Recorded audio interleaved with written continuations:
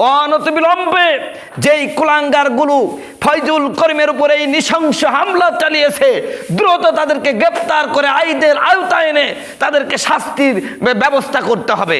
তা না হলে বাংলার কোনো উলামায়ে কেরাম বসে থাকবে না। মনে রাখবেন, আজ ফয়জুল করিমের প্রতি যে নির্যাতন হয়েছে, তার প্রতি যে নৃশংস হামলা হয়েছে, আমরা সমস্ত উলামায়ে কেরাম যদি বুবা শয়তানের মতন চুপ করে থাকি, আগামীকাল আমার প্রতি হামলা হতে পারে। হয়তোবা আমার মতের সাথে তার মতের মিল না হতে পারে, আমার আদর্শের সাথে তার আদর্শের মিল না হতে পারে, আমার দলের সাথে তার দলের মিল না হতে পারে।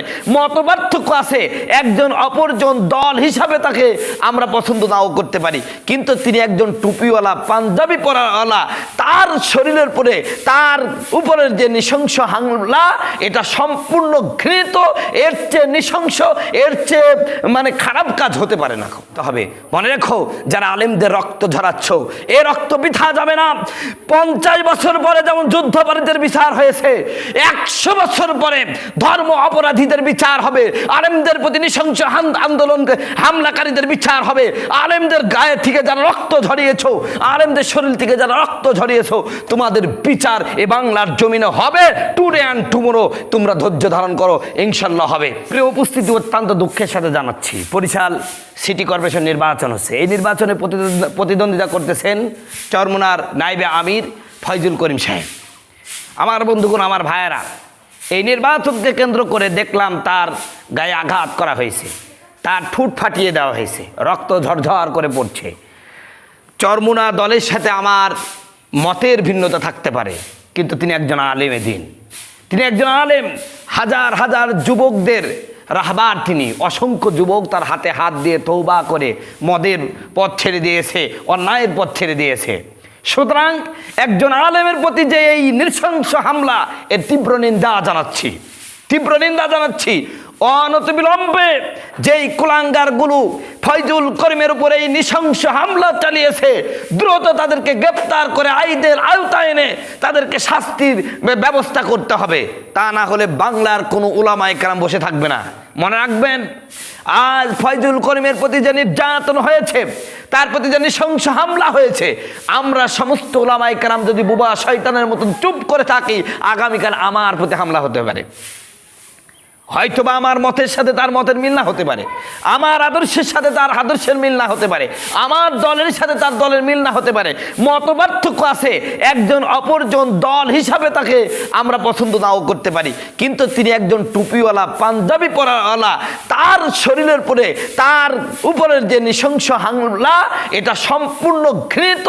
এর চেয়ে নৃশংস, এর চেয়ে খারাপ কাজ হতে পারে না। মনে রাখবেন, একজন আলেমের গায়ে যারা হাত তুলে, তাদের জন্ম সম্পর্কে সন্দেহ আছে।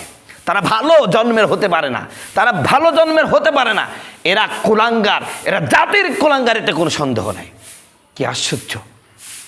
আজ আলেমদের প্রতি নির্যাতন, বিনা কারণে আলেমদের প্রতি রিমান্ড করে নির্যাতন করা হচ্ছে, প্যাড দিয়ে পিটানো হচ্ছে, স্টাম্প দিয়ে পিটানো হচ্ছে। নাউজুবিল্লাহি মিন যালিক। আল্লাহ পাক বলছেন, উতুল্লিম বাদা যালিকা জানিম। যারা যারা নবীর সাথে বেয়াদবি করে, নবীর ওয়ারিস উলামায়ে কেরামের সাথে বেয়াদবি করে, এরা আল্লাহ পাকের ভাষায় এরা হলো অবৈধ জারজ সন্তান। কথা বলুন, ঠিক কিনা? অতএব বরিশালে চরমোনায় পীর নায়েবে পীর ফয়জুল করিমের উপর যে নৃশংস হামলা হয়েছে, বাংলাদেশের প্রতিটা মসজিদ থেকে প্রতিটা আলেমের মুখে প্রতিধ্বনিত হবে, প্রতিবাদ গড়ে তুলতে হবে। অনতিবিলম্বে এই কুলাঙ্গারদের শাস্তির ব্যবস্থা করতে হবে। মনে রাখবেন, বাংলার প্রত্যেকটা আলেম, একজন আলেমের সাথে আর একটা আলেমের হৃদয়ের সম্পর্ক থাকতে হবে। সে যেই দলের আলেম হোক না কেন, আমরা কোনো আলেমের প্রতি নির্যাতন বিন্দু মাত্র সহ্য করব না। আজকে আমাদের ভয় করলে চলবে না, চুপ থাকলে চলবে না। ফয়জুল করিম সাহেব নির্বাচনে গিয়েছে, এটাও আমি মনে করি একটা ভালো দিক হয়েছে। বোঝা গেল যে যারা নিজেদেরকে সতীসাধী মনে করছে, যে আমরা ভোট চুরি করবো না, আমরা ভোটের দিকে কোনো দিকে নজর দেব না, আমরা সুষ্ঠু নিরাপদ ভোট করব, কতটুকু সুস্থ নিরাপদ ভোট করবে সেইটাও বোঝা গেল। কথা বলুন ঠিক কিনা? আমার বন্ধুগণ, আমার ভাইয়ারা, নজরিয়া এক একজনের এক এক রকম, এক একজনের এক একটা নজরিয়া। হয়তোবা চরমোনা পীর সাহেব নির্বাচনে যাওয়াটাকে যৌক্তিক মনে করেছেন, তাই গিয়েছেন। অতএব আমরা অনেক উলামায়ে কেরাম আছি, আমরা অনেক মানুষ আছে বলছি গেল কেন, কেউ যখন যাচ্ছে না সে আবার গেল কেন, এই কথা বলে আমরা তাকে দোষারোপ করছি। আমরা কিছুদিন আগেও আমার বন্ধুগণ, আমার ভাইয়েরা, তাকে নিয়ে অনেক টল করেছি, কিন্তু তারপরও যাই হোক, তিনি তো প্রতিনিধিত্ব করছেন, তিনি লড়তেছেন, লড়াকু সৈনিকের মতন যথেষ্ট লড়া লড়ছেন, আমরা ধন্যবাদ জানাই। কিন্তু এখন এই মুহূর্তে তিনি নির্যাতনের শিকার হয়েছে, তারপরে নৃশংস হামলা হয়েছে। আলহামদুলিল্লাহ, আল্লাহ তাআলা শুকরিয়া। আমরা সোশ্যাল মিডিয়ায় দেখতে পাচ্ছি প্রত্যেকটা আলেমই তার প্রতিটা জায়গা থেকে, তার স্থান থেকে যথেষ্ট পরিমাণে প্রতিবাদ করতেছেন। আলহামদুলিল্লাহ, আমাদের এটাই লক্ষ্য রাখতে হবে, এটাই আমাদেরকে ধরে রাখতে হবে। যেই মতের আলেম হোক, যেই মতের আলেম হোক, কোনো আলেমের প্রতি নির্যাতন আরেকজন আলেম সহ্য করতে পারে না।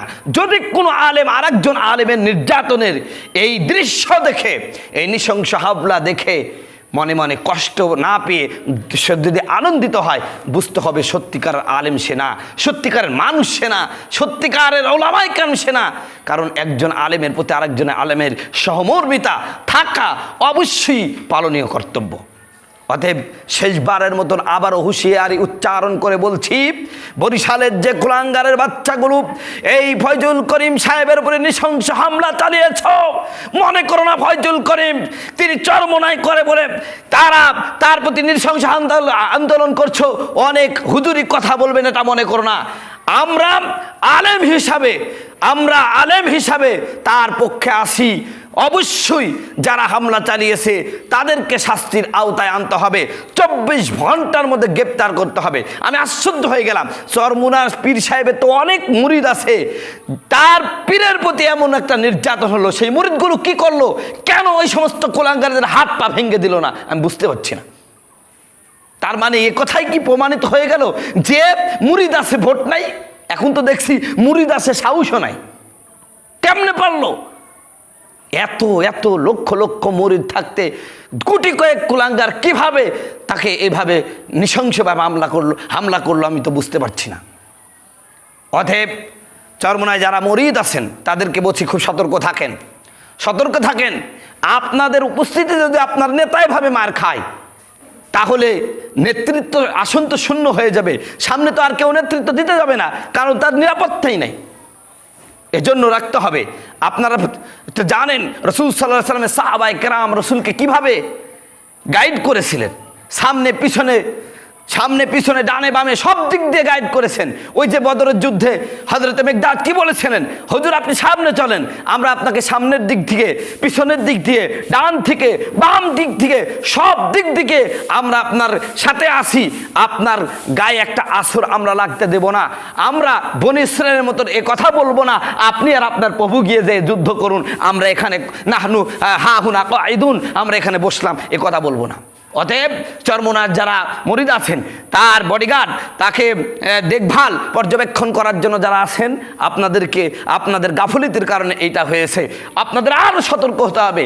কোনোভাবেই এটা কাম্য না। আমরা এর ধিক্কার জানাচ্ছি, নিন্দা জানাচ্ছি, অনতিবিলম্বে এদের শাস্তির আওতায় আনতে হবে। মনে রেখো, যারা আলেমদের রক্ত ঝরাচ্ছ, এ রক্ত বৃথা যাবে না।